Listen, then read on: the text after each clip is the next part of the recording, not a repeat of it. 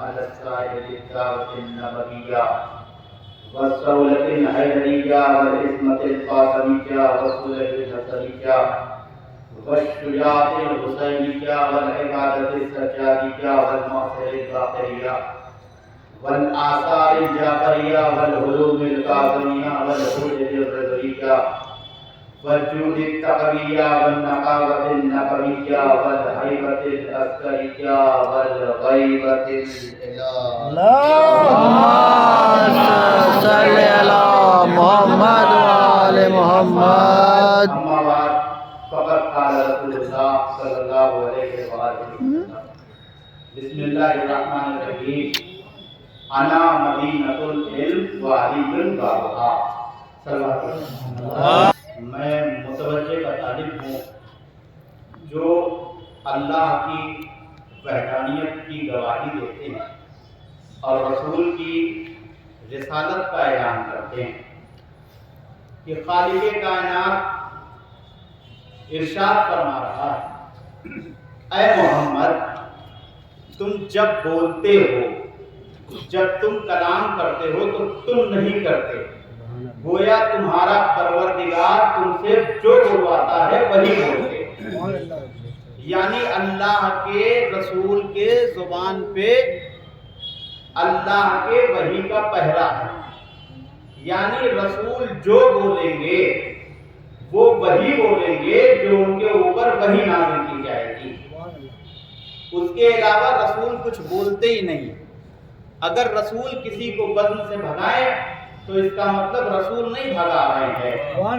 اگر رسول کسی کو اپنے پہلو میں بٹھائے تو اس کا مطلب رسول نہیں بٹھا رہے ہیں یہ اللہ بٹھا رہا ہے اور اللہ جو بیٹھ رہا ہے اس کی عزت بڑھانا چاہتا ہے اس کے علاوہ تاریخ اسلام میں کوئی پہلو ہی نہیں ہے جس سے گفتگو کی جائے اور اگر گفتگو کرنا ہو چاہتے ہو کہ کلام کیا جائے تو بہتر یہ ہے کہ رسول کے جملے کو پکڑ لو اور اس جملے کے اعتبار سے اپنی زندگی کو بسر کرتے چلے جاؤ اور رسول کائنات ارشاد فرما رہے ہیں کہ میں علم کا شہر ہوں اور علی اس کے دروازے اس کی ایک چھوٹی سی مثال دیتا ہوا میں حالت حاضرہ میں گفتگو کرتا ہوا انشاءاللہ مسائل کی طرف بڑھتا چلا جاؤں گا رسول بس میں بیٹھے ہوئے تھے اور سامنے والے نے رسول کو گالی دیا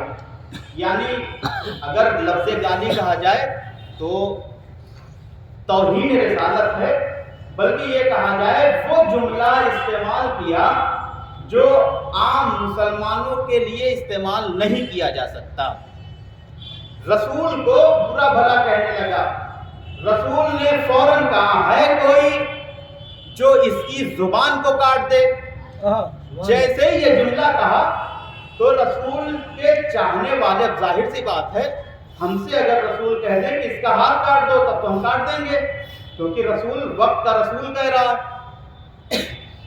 اب سب کی ذمہ داری ہو گئی اب جتنے رسول کے محبت کرتے تھے میں یہ نہیں کہہ رہا ہوں وہ لوگ غلط کرنے گئے تھے انہوں نے اپنی اپنی تلواروں کو بے نقاب کر دیا کہ آج زبان کاٹ دی جائے گی روایتوں ملا تقریباً 10 صحابہ نے تلوار کو بے نقاب کیا کہ آج زبان کاٹنا ہے کیونکہ رسول کے زبان سے نکلا ہے کہ اس کی زبان کاٹ دو تو ویسے ہی علی کھڑے ہو گئے کہا یا رسول اللہ اجازت ہے کہ اس کو میں 3 دن تک اپنے گھر میں مہمان رکھوں کہا کہ لے جاؤ علی اب علی اس بشر کو جو فاحشہ جملہ کہہ رہا تھا رسول کائنات کو اس کو اپنے گھر لے آئے کھانا کھلایا لباس دیا مکان پہنایا بہترین طریقے سے اس کے ساتھ رویہ کیا سب یہ سوچ رہے تھے رسول گھر پہ لے جا کے اس کو تڑپا تڑپا کے ماریں گے اس کی ہاتھ کاٹ دیں گے کیونکہ رسول کے زبان سے نکلا ہے اس کی زبان کاٹ دیں گے اس کو روتے ہوئے سارے مدینے کے لوگ دیکھیں گے مگر ایسا نہیں ہوا 3 دن کے بعد وہی بشر میدان میں نکل رہا ہے مگر حمد و ثنا رسول کائنات کر رہا ہے وہی بشر جو نکلا وہ رسول کی ثنا کرنے لگا اب سب پریشان کا وہ تو ٹھیک ہے ثنا کر رہا ہے مگر رسول نے کہا تھا کہ ہے تو چاہے کتنا متقی ہو زبان کاٹ دینی چاہیے. سب آگے رسول اللہ کے پاس, یا رسول اللہ آپ نے کہا تھا کہ زبان کاٹ دیا جائے. کہاں؟ کہا دیکھیے وہ گفتگو کر رہا ہے, وہ باتیں کر رہا ہے. کہا بلاؤ اس کو. اس کو رسول کے دربار میں لے آ کے کھڑا کیا گیا. کہا علی نے تمہارے ساتھ کیا کیا؟ کہا کہ اتنی شفقت سے علی میرے ساتھ پیش آئے جتنی شفقت سے ہمارے والدین ہمارے ساتھ پیش نہیں آتے. اتنی زیادہ محبت سے علی ہم سے پیش آئے. کہا پھر؟ کہا کہ میں نے یہ دیکھا جب محمد کے غلام کا یہ حال ہے کہ محمد کے آقا کا کیا حال ہوگا. جب محمد کے غلام کا یہ حال ہے تو محمد کے غلام کے آقا کا کیا حال ہوگا. اب سمجھ میں آیا, رسول نے سب کو مخاطب کیا. کہ اب سمجھ میں آیا کہ علی نے کیا کاٹ دیا. کہا ہاں رسول اللہ سمجھ میں آ گیا. اس کی وہ زبان کاٹ دی جو کفر سے بھری ہوئی تھی. علی نے زبان کاٹ دی مگر کفر سے جو بھری ہوئی تھی. اب رسول کائنات ارشاد فرما رہا, اس کے بعد ارشاد فرمایا اگر میں شہر علم ہوں تو علی اس کے دروازے ہیں. اور یاد رکھنا ہم تک آنے سے پہلے تمہیں علی کے پاس آنے کی ضرورت پڑے گی. اور ایک بات یاد رکھیے گا, اپنے بزرگوں کے کام کو دنیا میں آشنا ضرور کروائیے گا. جنہوں نے جو کیا ہے وہ ضرور بتائیے گا. وجہ یہ ہے کہ کائنات ہمارے مردوں سے ڈرتی ہے. ہمارے مردوں سے یہ کائنات بہت ڈرتی ہے, بہت ڈر لگتا ہے ان کو. یہ تبھی تو وجہ ہے کہ ان کو کتابوں سے نکال دیا جائے, ان کو روایتوں سے نکال دیا جائے, ان کو تاریخوں سے نکال دیا جائے تاکہ ہمارے قوم کے بچے ان کی تاریخیں نہ پڑھیں. جب ان کی تاریخیں نہ پڑھیں گے تو ان کا دل جوان نہیں ہوگا, اور اگر دل جوان نہیں ہوگا تو یہ سچے مسلمان نہیں ہو سکتے. کہا پھر کیا کیا جائے؟ کہا کہ علی کی وہ تاریخیں بیان کرو جس میں علی تلوار لے کر دشمنوں کو چھوڑ بھی رہے تھے اور دشمنوں کو مار بھی رہے تھے. علی دشمنوں کو چھوڑ بھی رہے تھے, علی دشمنوں کو مار بھی رہے تھے. اسی دوران نیسم تمار نے پوچھا مولا آپ کی تلواریں چلتی ہیں, 2 کے سر کو دھڑ سے اڑا دیتی ہے مگر 3-4 کو چھوڑ دیتی ہے. پھر تلواریں چلتی ہیں, چند لوگوں کے گردنوں کو اڑاتی ہیں پھر چھوڑ دیتی ہیں. کہا تم سمجھے نہیں, علی وہ ہے جو نسلوں کو دیکھ کے چلتا ہے. اگر کسی کے نسل میں کوئی مومن ہوگا تو علی کی تلوار اسے مار نہیں سکتی. یہ ہے علی کی فضیلت, یہ ہے علی. یاد رکھیے گا 2 چیزوں سے اسلام پھیلا. آج جو یہ کائنات پروپیگنڈا پھیلا رہی ہے کہ اسلام تلوار کے نوک پہ بہت پھیلا ہے, کبھی مت سمجھیے گا کہ اسلام تلوار کے نوک پہ بہت پھیلا. اسلام ایک ایسا اکلوتا دین ہے جو اخلاق کے راستے چلتا ہوا ہندوستان تک آیا. اگر اخلاق نہیں تو یقین جانیے گا کوئی مسلمان نہیں. اخلاق ہونا چاہیے. رسول کائنات کے مسجد میں, مسجد نبوی میں رسول ایک مرتبہ خطبہ دے رہے تھے, درس دے رہے تھے. تو ایک چاہنے والا رسول کا اٹھنے کے بعد سوال کرتا ہے یا رسول اللہ ما هو الاسلام. رسول مسکرا کے فوراً ارشاد فرماتے ہیں الاسلام حسن الاخلاق, حسن اخلاق کا نام اسلام ہے. دوسری طرف سے پھر وہی بندہ اٹھا یا رسول اللہ ما هو الاسلام, اسلام کیا ہے؟ ویسے ہی کہا کہ الاسلام حسن الاخلاق, حسن اخلاق کا نام اسلام ہے. تیسری مرتبہ پھر وہی بندہ کھڑا ہو کر پوچھتا ہے یا رسول اللہ ما هو الاسلام, اسلام کیا ہے؟ کہا الاسلام حسن الاخلاق, اسلام حسن اخلاق کا نام ہے. کا مطلب کہا اسلام کے سرحد میں داخل ہونے کے لیے سب سے پہلے شرط یہ ہے کہ تم اخلاق مند ہو جاؤ۔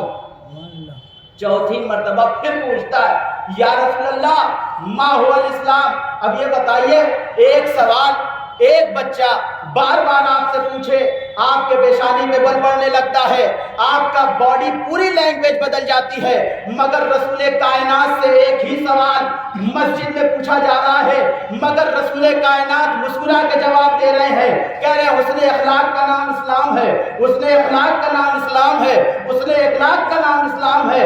جب چوتھی مرتبہ پوچھا تو اس نے ایک ہی جملہ کہا کہ تیرے ایک سوال میں بار بار جواب دینا اور میرا مزاج نہ بدلنا، تجھے یہ سمجھ جانا چاہیے تھا کہ اسلام کس کا نام ہے۔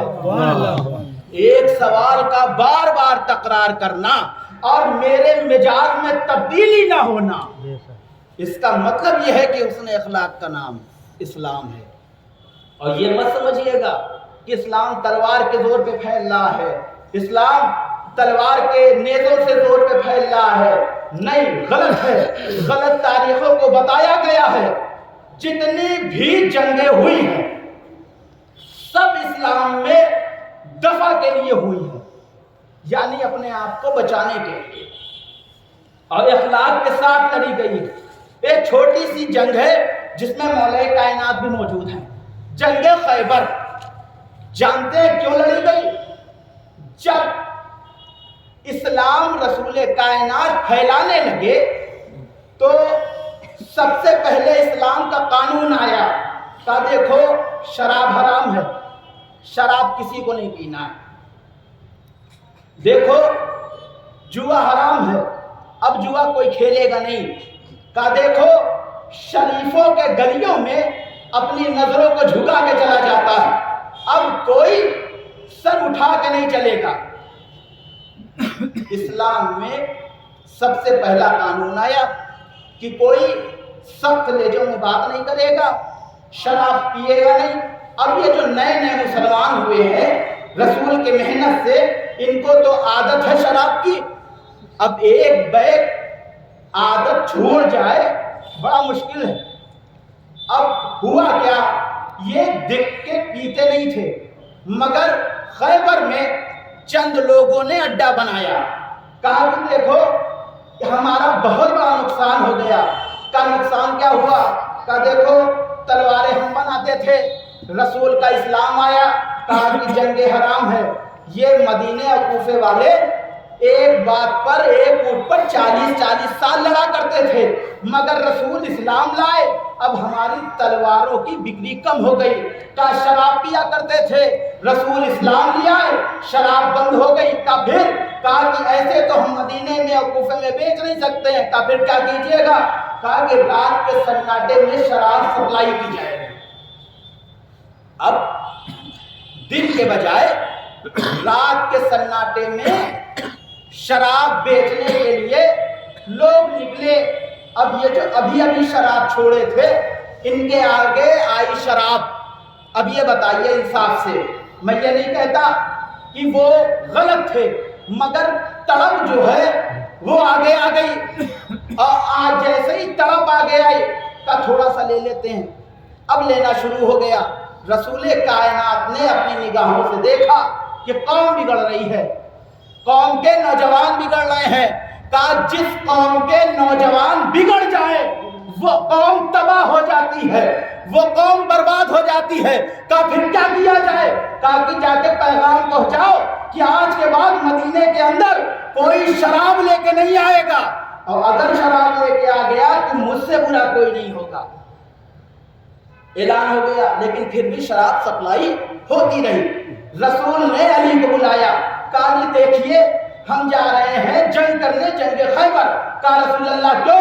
کہا کہ قوم کے نوجوان خراب ہو رہے ہیں، اور اگر قوم کے نوجوان خراب ہو گئے تو ساری قوم برباد ہو جائے گی، تو کیا کیا جائے رسول اللہ؟ کہا کہ ہم جا رہے ہیں خیبر کو فتح کرنے۔ اب یہ خیبر کو فتح کرنے وجہ سن لیجئے، اس وجہ سے گئے تاکہ قوم کے نوجوان سلامت رہے۔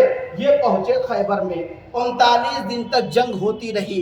پھر اس کے بعد آخری دن 40ویں دن रसूल ने ऐलान किया, कल मैं अलम उसे दूंगा जो जर्रार होगा, जो कर्रार होगा, जो गैर फर्रार होगा, जो बढ़ बढ़ कर के हमला करने वाला होगा। चारियत ने एक जुमला लिखा कि रसूल कायनात ने अली के हाथ में अलम दिया, आलम दे के आवाज दिया, जाओ अली खैबर फतह कर लो। कहा कि अली ने एक सवाल पूछा, या रसूल अल्लाह जंग करनी कब तक है? कहा जब तक फतह का चेहरा तुम्हारे सर पर बंध ना जाए। अली गए, खैबर को फतह किया, किले का दरवाजा उठाया, जो खंदक खोदी गई थी ताकि मुसलमान की फौज अंदर ना घुसने पाए, उसके दरमियान में अली ने खैबर का दरवाजा रखा। जितने मुसलमान थे सब किले के अंदर दाखिल हो गए, खैबर फतह हो गई। अब हमारे नौजवानों की और हमारे उलमाओं की जिम्मेदारी ये है कि जितनी जंगें हुई हैं, किस वजह से हुई है, किस सबब से हुई है, किस वजह से लड़ी गई है, किसके वजह से दफतन लड़ाई हुई है, वो पेश किया जाए ताकि ये धुंधली धुंधली मुसलमानों की तस्वीर आ जाए और साफ आईने की तरह हो जाए कि मुसलमान दहशतगर्दी का नाम नहीं है, मुसलमान इबादत गुजार होता है। मुसलमान तो वो है कि अगर कोई काफिर बुढ़िया भी अपने सर पे बोझ लेके जाती है तो मुसलमान का लीडर वो है जो उसके बोझ को अपने सर पे लग के कहता है, ले आइए ताकि हम आपके घर तक पहुंचा दें। ये है मुसलमान का लीडर जिसे मोहम्मद कहते हैं। हमने इस्लाम की धुंधली धुंधली तस्वीर ले आए और ले आके कायनात में चिपका दिया। जो जैसे देखेगा वैसे पहचानेगा। मालूम है अगर हमें अपने कौम की तस्वीर सही करनी है तो हमें अपने आप को सही करना होगा। जिस दिन हमने अपने आप को बदल लिया, सल्लल्लाहु अलैहि वसल्लम,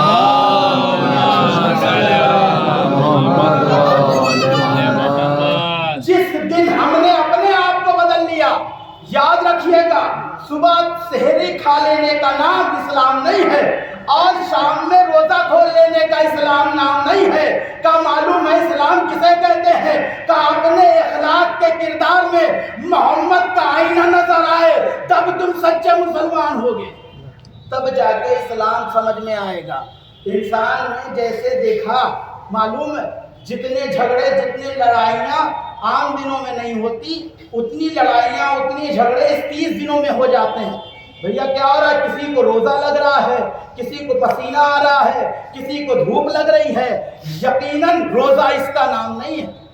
तिजारत कीजिए जितनी करनी हो ताकि दौलत की कमी ना हो, मगर उस तिजारत के चक्कर में अपने अंदर के छुपे हुए इस्लाम को इतना पोशीदा न कर लीजिए कि लोग आपकी तस्वीर देखें तो आपके आईने में इस्लाम की तस्वीर देखें। जैसे हम दिखेंगे इस्लाम बिल्कुल वैसे ही दिखेगा। अगर हम अच्छे तो हमारा इस्लाम अच्छा। आज नया नया पुगंडा है कि कायनात घर वापसी है, घर वापसी है। हर मुसलमान परेशान है कि मुसलमान बिगड़ रहे हैं, मुसलमान बिगड़ रहे हैं। हमें कोई फर्क नहीं पड़ता, जो चाहे उधर चला जाए, जो चाहे इधर चला आए, ताकि कायनात को पता तो चले। वो जो कुर्ता पैजामा पहनकर मस्जिदों में बम फोड़ रहे थे, लोग ये कहते थे कि मुसलमान फोड़ रहे हैं, उनके भेजे हुए कुछ ऐसे नमरूद थे जो मस्जिदों में फोड़ते थे, मुसलमान बदनाम हो जाते थे। ये जो वापस जा रहे हैं, ये हकीकत ये है कि इनके दिलों में इस्लाम है ही नहीं, इनके दिलों में इस्लाम है ही नहीं। इनको दिलों में मोमिन एक रद्दी बराबर भी नहीं। अगर वो मोमिन होते तो यकीन जानिए एक मर्तबा सोचते जरूर कि हम जा रहे हैं किसके दरबार को छोड़कर, मोहम्मद मुस्तफ़ा के दरबार को छोड़कर, किसके दरबार को छोड़कर, अली मुर्तज़ा के दरबार को छोड़कर। और जिसके पास अली जैसा लीडर, मोहम्मद जैसा रसूल हो, क्या उसको किसी दर पे जाने की जरूरत होगी? किसी के दर पे जाने की जरूरत नहीं है। और ये जो तारीखें बदली जा रही हैं, बस इसी वजह से बदली जा रही हैं ताकि हमारे बच्चे اسلام سے دور ہو جائیں۔ جب ہم بزرگوں کی کہانیاں اور روایت نہیں پڑھیں گے تو ہمیں پتہ کیسے چلے گا کہ اسلام کیسے پھیلا، کس وجہ سے اسلام آیا، کون لے کے آیا، کس طریقے سے اسلام ہندوستان میں داخل ہوا۔ لیکن جب اس کو چھپا دیا جائے گا تو کل فرعون نے کیا کیا تھا؟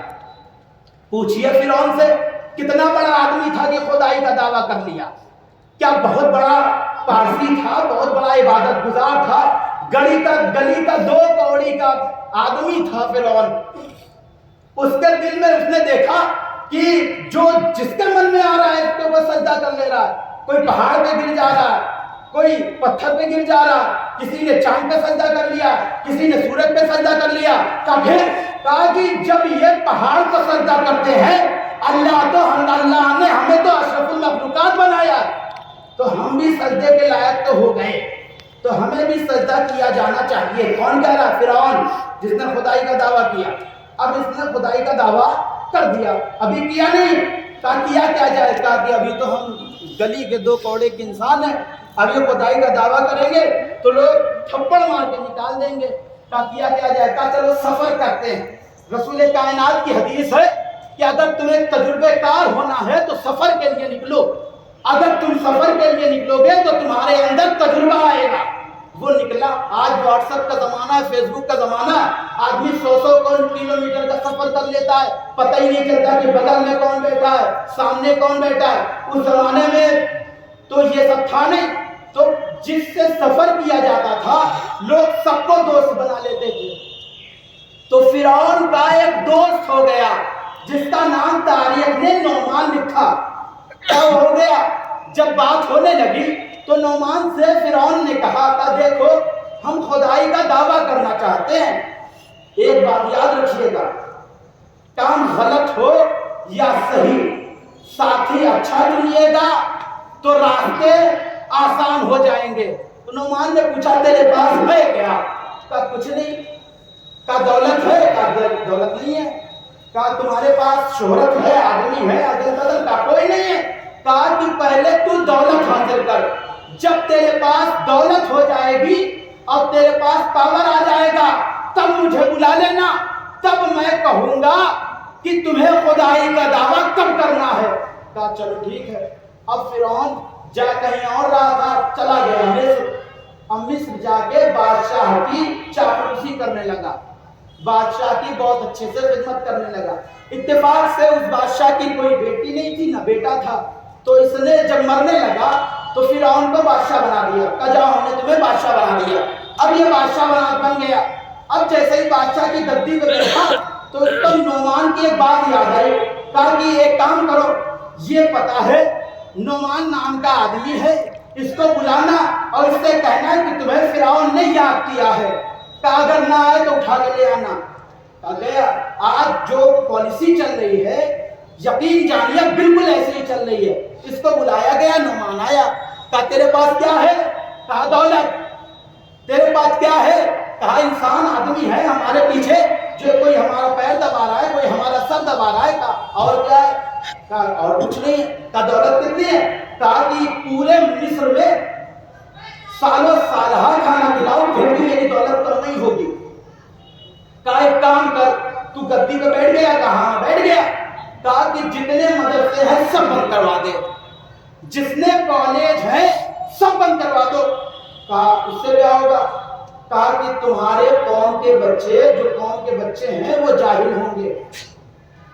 تاریخ میں لکھا 20 سال تک یا 15 سال تک مدرسے بند ہو گئے، جو ادھیڑ تھے وہ بوڑھے ہو گئے، جو جوان تھے وہ ادھیڑ ہو گئے، بوڑھے ہو گئے، جو بچے تھے وہ تقریباً 22 سال 25 سال کے ہو گئے۔ اب ان کو پتا نہیں ہے کہ اللہ کون ہے، اسلام کیا ہے، شریعت کیا ہے، احکام کسے کہتے ہیں۔ کہا کہ جب مدرسے کالج بند ہو گئے تو قوم جاہل ہونے لگی۔ کہا کہ جن کو معلوم ہے، جن کے پاس علم ہے، ان کو حرام کی غذا کھلاؤ تاکہ وہ تمہارے خلاف کھڑے ہونے کی ہمت نہ کریں۔ کہا ٹھیک ہے۔ اب ان کو بٹھال کے کھلانے جانے لگا۔ روز کوئی کام نہیں کرنا ہے، نہ آپ کو نماز سے مطلب، اپنے زبان میں، نہ شریعت سے مطلب، نہ دعا سے مطلب، آپ کو جو کرنا ہے ایک کمرے میں کیجئے، آپ کو کچھ کرنا نہیں ہے، دولت ہم دیں گے، کھانا ہم دیں گے، خرچ ہم دیں گے، اور جس طریقے سے زندگی بسر کرنا ہے کیجئے، مگر ہمیں کچھ، آپ کو کچھ کرنا ہی نہیں ہے، صرف کھانا ہے، حرام کی غذا کھا رہے ہیں۔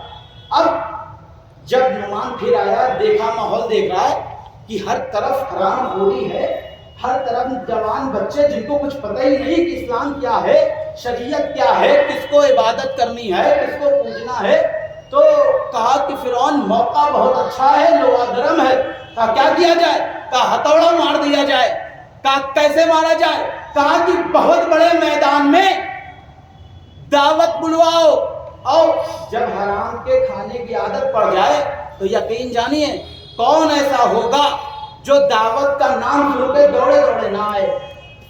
تمام مصر کے لوگ ایک میدان میں جمع ہو گئے، تو کیا کرنا، کہا جتنا کھانا ہے کھاؤ، 3 دن تک دعوت چلی۔ پھر اس کے بعد فرعون منبر پہ جانے لگا، نعمان نے ہاتھ پکڑا، پالیسی دیکھیے گا، نعمان نے ہاتھ پکڑا، فرعون کو کچھ پتا نہیں، جاہل ہے، ہاتھ پکڑ کے کہا دیکھو تم جو بول رہے ہو، بولنے میں کانفیڈینس اتنا ہونا چاہیے کہ زبان لکنت نہ کھانے پائے، اگر زبان لکنت کھائے گی تو تمہیں پکڑ لیا جائے گا۔ کہا ٹھیک ہے، جا رہے ہیں۔ بلند جگہ پہ آیا، فوراً کہا یہ بتاؤ تمہیں کھانے کو کس نے دیا، کہا فرعون نے۔ تمہیں 3 دن سے پینے کو کس نے دیا، کہا فرعون نے۔ کہا تمہیں رہنے کو کس نے دیا، کہا فرعون نے۔ کہا تم پوجا کس سے کرتے ہو، کسی نے کہا پہاڑ کی، کسی نے کہا سورج کی، کسی نے کہا چاند کی۔ کہا چاند نے تم کو کیا دیا، کہا کچھ نہیں۔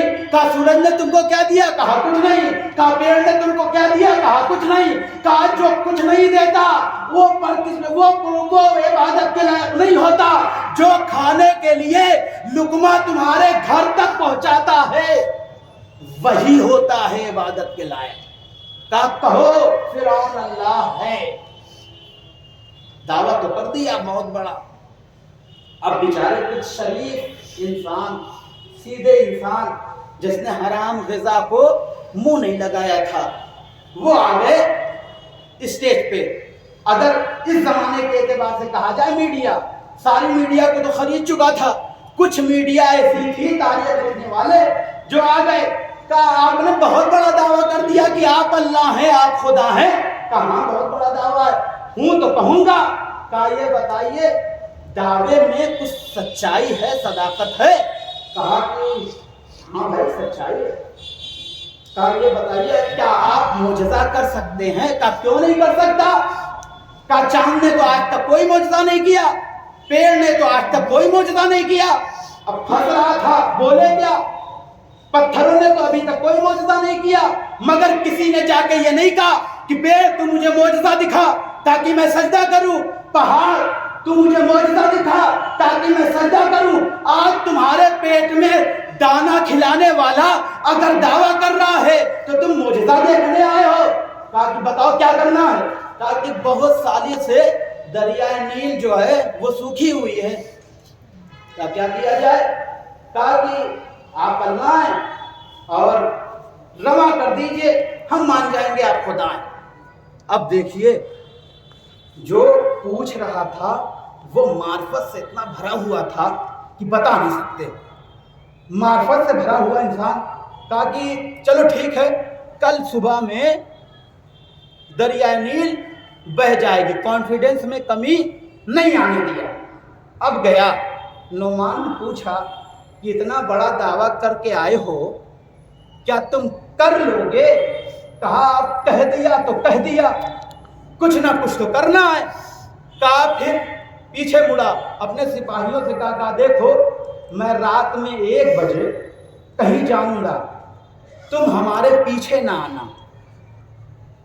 گیا جنگل میں جانے کے بعد اپنے پاؤں کو جس طریقے سے ہم نماز میں بیٹھتے ہیں ویسے بیٹھ گیا، اور زمین کی خاک کو اٹھایا، اپنے سر پہ ڈال لیا، اور رو کے آواز دیتا ہے اے میرے پروردگار، اللہ سے مدد چاہ رہا ہے، اے میرے پروردگار مجھے معلوم ہے کہ تو سب کا خدا ہے، تو سب کا خدا ہے، مجھے جنت نہیں چاہیے، مجھے دنیا دے دے۔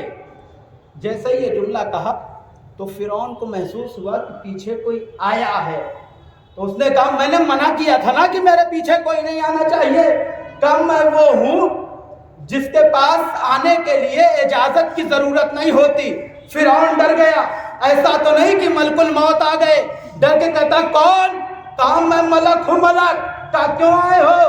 کہا کہ یہ بتاؤ اگر تمہارے خدائی میں کسی نے نافرمانی کی تو تم کیا کرو گے اگر دریائے نیل بہہ جائے؟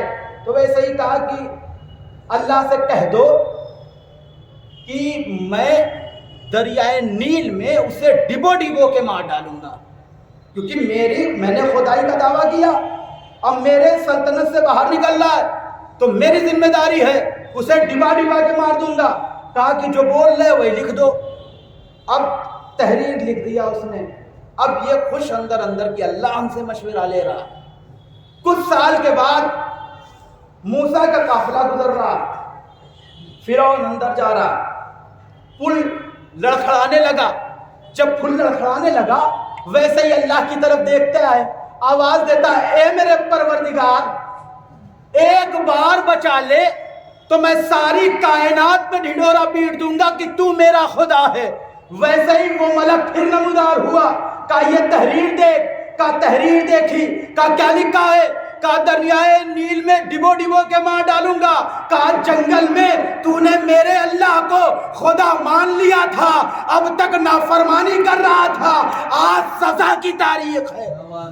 صلوات پڑھے پر محمد۔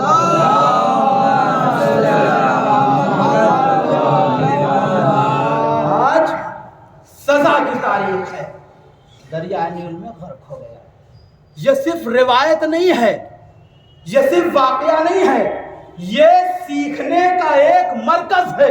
اگر اس کو سیکھ لیا جائے، اس میں اگر سیکھ لیا جائے تو سب سے پہلی سیکھ یہ ہے آج کل کے اعتبار، زمانے کے اعتبار سے، کہ ہم اپنے بچوں کو ایجوکیشن اتنا دیں گے کہ ہمارا بچہ اگر کہیں کھڑا ہو جائے تو اس کو کوئی جاہل ثابت کرنے نہ پائے۔ اتنا ایجوکیشن دے دیں، چاہے شریعت کا ہو، چاہے دین کا ہو، چاہے دنیاوی علم ہو، اتنا دے دیا جائے۔ ساری کائنات ہمارے پیچھے ہے، مگر ہمیں اگر کام کرنا ہے ہم آدھا پیٹ کھائیں گے مگر بچوں کو علم دیں گے۔ مولا کائنات علی بن ابی طالب علیہ السلام نے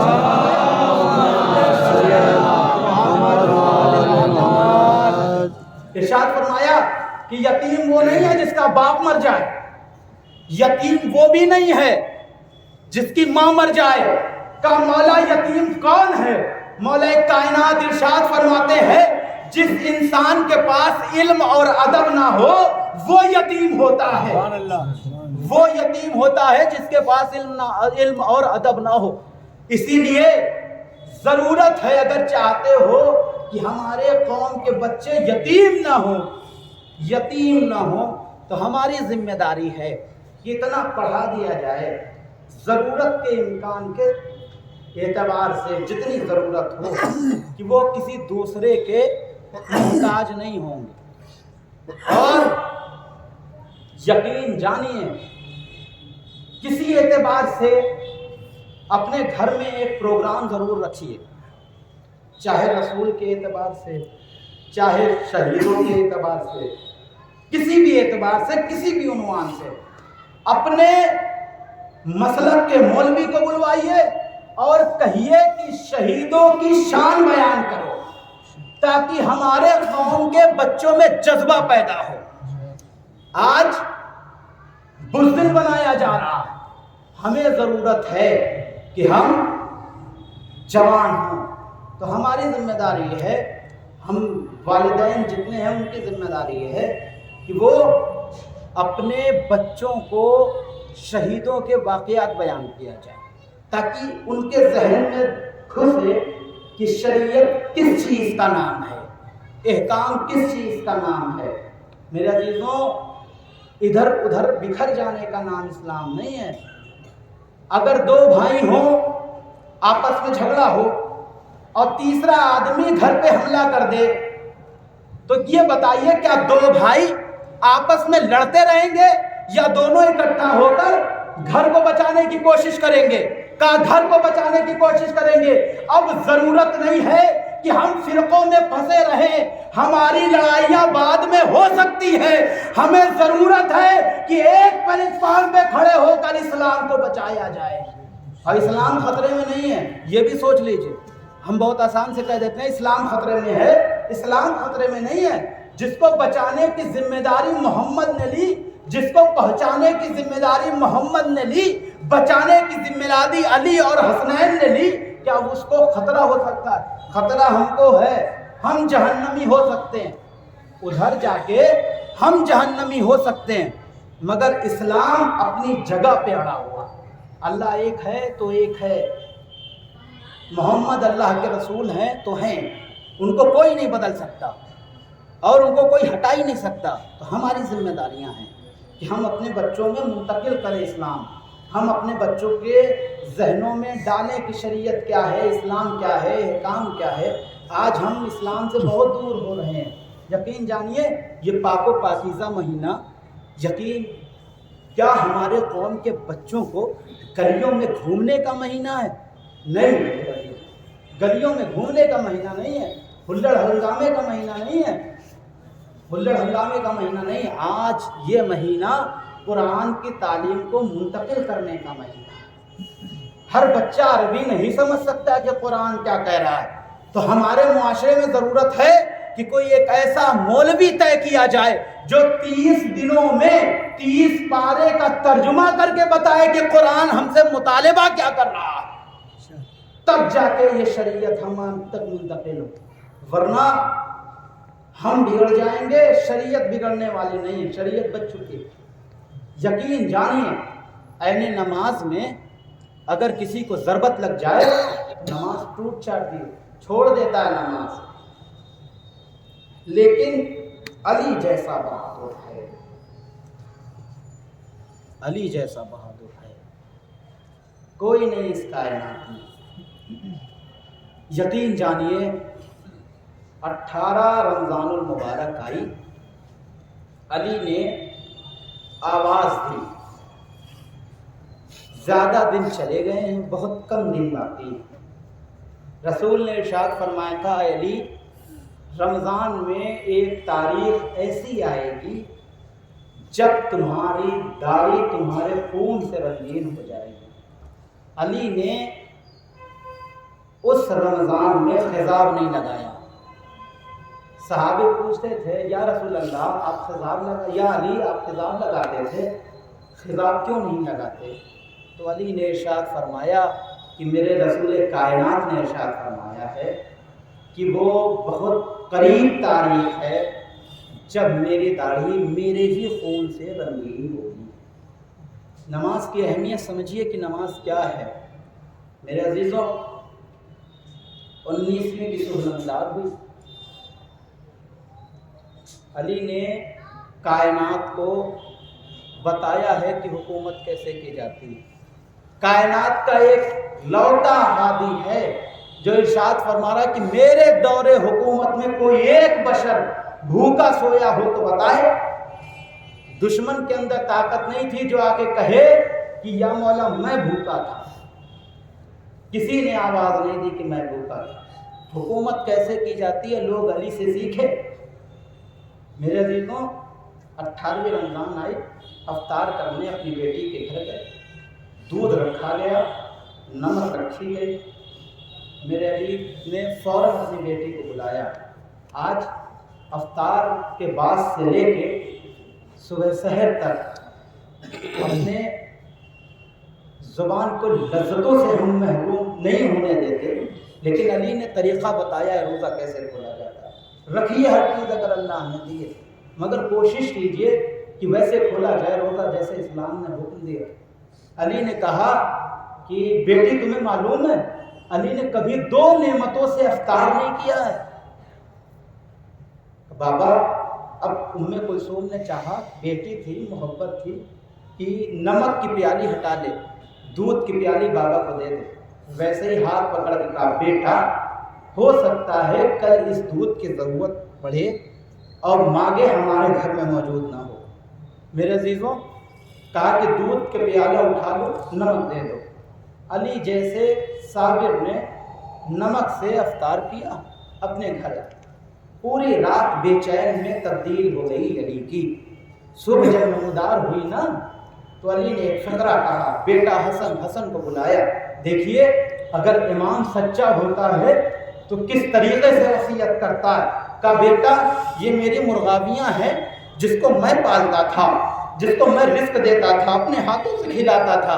کہا بیٹا اگر تمہارے پاس ان کو کھلانے کے لیے کچھ نہ ہونا تو تمہاری ذمہ داری ہے کہ ان کو آزاد کر دینا، ان کو قید میں مت رکھنا، حسن بیٹا ان کو آزاد کر دینا۔ جانور رکھیے مگر اس کے بھوک و پیاس کا احساس رکھیے۔ میرے عزیزوں، امام حسن سے وصیت کی، مسجد میں گئے، اپنے قاتل کو جگایا، جگانے کے بعد کہا نماز کا وقت ہے۔ میرے عزیزوں گلدستہ اذان پہ گئے، علی نے آواز دی اللہ اکبر۔ عجیب و غریب درد تھا، سب رونے لگے۔ میرے عزیزوں جب علی نے اذان دی، اذان دینے کے بعد نماز پڑھنے گئے تھے۔ دو تاریخ روایت ہے کہ یا علی نافلہ پڑھ رہے تھے یا علی نماز پڑھ رہے تھے، نماز صبح پڑھ رہے تھے، مگر تاریخ نے لکھا ہے کہ یہی تو تھے۔ علی کا دوسرا سجدہ تھا، ابن ملجم کی تلوار چلی اور مولا کائنات کے سر کو ضربت دیتا ہوا ابن ملجم بھاگنے لگا۔ میرے عزیزوں ہم اور آپ کیا ہوتے، پورے لوگ کہتے کہ علی کو دیکھا جائے، علی کو اٹھایا جائے، علی کو گھر لے کے چلا جائے، مگر علی نے ایک آواز دی بیٹا حسن پہلے نمازیوں کی نماز تمام کرو، اس کے بعد مجھے گھر لے کے چلو۔ حسن نماز پڑھاتے رہے، علی مسجد کی مٹی اٹھا کے اپنے سر پہ ڈال کے آواز دیتے رہے، ارے فزت برب الکعبہ، کعبے کی قسم علی کامیاب ہو گیا، کعبے کی قسم علی کامیاب ہو گیا۔ ابن ملجم کو پکڑ کے لے کے آیا گیا۔ میں اخلاق بتا رہا ہوں شریعت کا، اخلاق بتا رہا ہوں اسلام کا اخلاق کیا ہوتا ہے۔ ابن ملجم کو پکڑ کے لایا گیا، جیسے ہی لے کے آیا گیا اب عباس نے تلوار نکالنی چاہی، علی نے ہاتھ رکھ کے کہا بیٹا حسن ابن ملجم مجھے مار کے بہت زیادہ پریشان ہے، پہلے اسے شربت پلاؤ۔ اپنے قاتل کو شربت پلا رہے ہیں علی، شربت پلا رہے ہیں، شربت پلاؤ۔ شربت پلا دیا گیا، حسن کو بلایا، کہا دیکھو ضربت کا بدلہ ضربت ہے، ایک ضرب ماری گئی ہے، ایک ہی ضرب مارنا، لیکن اے بیٹا حسن جتنی گہری ہے اتنی گہری مارنا، اگر زیادہ مار دیا تو تم ظالم ہو جاؤ، بہتر یہ ہے کہ آزاد کر۔ میرے عزیزوں اب بتائیے ایک ساتھ چھوٹا سا کر لیجیے، آپ نے گھروں میں میت دیکھی ہوگی، اگر کسی کا باپ مر کے گھر میں جاتا ہے یا زخمی ہو کے گھر میں جاتا ہے، مشاہدہ کیا ہوگا کہ گھر کا ماحول کیا ہوگا۔ معلوم ہے علی کے 4 بیٹے اس وقت، امام حسن، امام حسین، جناب حنفیہ، مولا عباس، ان لوگوں نے علی کو سہارا دیا۔ امام حسن نے دایاں بازو، امام حسین نے بایاں بازو، مولا عباس نے کمر کو تھاما، کہا بابا چلیے۔ چلتے رہے علی اور لڑکھڑانے لگے، وہ جس کے قدم خیبر میں نہیں لڑکھڑائے آج لڑکھڑا رہا ہے۔ مسجد کوفہ میں بیٹھ کے دے میرے لال دیکھو علی ایسے نہیں جا پائے گا، کہا ایک چٹائی لے آؤ تاکہ مجھے اٹھا کے گھر میں لے کے جایا جائے۔ تاریخ کہتی ہے مولا عباس دوڑ کے گھر میں آئے، کہا شہزادی زینب بابا نے چادر مانگی ہے، چادر دے دیجئے تاکہ بابا کو لایا جائے۔ اب سوچئے گھر کا ماحول کیا ہوگا۔ میرے عزیزوں چادر سے باہر گئی، اب علی رفتہ رفتہ گھر کے پاس پہنچ رہے ہیں، کہا میرے حسن حسین روکو، مجھے روک دو، روک دیا۔ چاہنے والوں کو بلایا، کہا اب یہاں سے اپنے اپنے گھر واپس چلے جاؤ۔ علی نہیں چاہتا کہ علی کی بیٹیوں کی آواز نامحرموں کے کان میں جائے، کیونکہ علی کی بیٹیاں جب علی کو اس ماحول میں دیکھیں گی تو چیخ مار مار کے روئیں گی۔ گھر کے پاس آنے لگے علی، میرے عزیزوں جیسے ہی گھر کے صحن میں پہنچنے والے ہیں نا علی نے پھر روک دیا، کہا حسن حسین روک دو۔ جیسے ہی روک دیا نا کہا کہ علی کو اپنے پاؤں سے اندر جانے دو۔ کہا بابا آپ کو تکلیف ہوگی، ہم اٹھا کے اندر لے کے چلیں گے بابا۔ کہا نہیں نہیں، ارے زینب مجھے اس ماحول میں لیٹا ہوا دیکھیں گی تو چیخ مار کے دے روئیں گی، میں نہیں چاہتا کہ زینب زیادہ بے چین ہو جائے۔ میرے عزیزوں اب علی کو اٹھا کے لے کے جایا گیا، طبیب کو بلایا گیا، طبیب نے دیکھا، کہا کہ زہر سے بجھی ہوئی تلوار تھی، مولا کے خون میں سرعت کر گئی ہے، زہر بالکل سے شریر کے اندر جا چکا ہے۔ کہا کیا حل ہے؟ کہا کہ جتنا دودھ پلا سکتے ہیں پلایا جائے۔ معلوم ہے علی کس شفیق کا نام ہے؟ جب کوفے کے یتیموں کو یہ خبر ہوئی کہ علی کو دودھ کی ضرورت ہے تو کوئی 4 برس کا، کوئی 5 برس کا، کوئی علی کو ایلیا کہتا تھا، کوئی علی کو بابا کہتا تھا، وہ یتیم بچے اپنے اپنے کوزے میں اپنے اپنے حصے کا دودھ لے آ کے آواز دیتے، اے مولا حسن آج ہم اپنے حصے کا دودھ علی کے لیے لے کے آئے ہیں، علی کو پلا دیجئے۔ ویسے ہی اندر سے آئی آواز، اے بیٹا حسن یتیموں کو واپس کر دو، علی یتیموں کا مال آج تک نہیں کھایا۔ 20 رمضان گزری، معلوم ہے جب شب 21 رمضان آئی نا علی کی بیٹیاں اعمال کر رہی تھی، لیلۃ القدر میں اعمال کر رہی تھی، آواز رہتی بیٹا یا اللہ بے محمد، جب بے علی جن کا جملہ آیا کہیں جناب کلثوم رو رہی ہے، کہیں جناب زینب رو رہی ہے، علی نے قریب بلایا، بلا کے آواز دیتی ہے، اے میری بیٹی یاد رکھنا یہ کوفہ اس ماحول میں تمہیں آنا پڑے گا جب تمہارے سر پہ رضا نہیں ہوگی۔ زینب بہت روئی، بہت چیخ مار مار کے روئی، مگر جب 21 رمضان کی صبح نمودار ہوئی ہے تو معلوم ہے علی کی بیٹی زینب کے پاس آئی، کہا زینب ہم صبح سے بابا کو ہلا رہے ہیں لیکن بابا کچھ بول نہیں رہے ہیں، نہ کوئی جملہ کہہ رہے ہیں، چلو ہو سکتا ہے تم سے گفتگو کر لے۔ زینب چیخ مار کے روئی، حسنین اندر آئے، اے میرے عزیزوں ارے گھر کا ماحول بدل گیا، کہیں زینب بے ہوش ہو گئی، کہیں کوئی بی بے ہوش ہو گئی۔ انا للہ و انا الیہ راجعون۔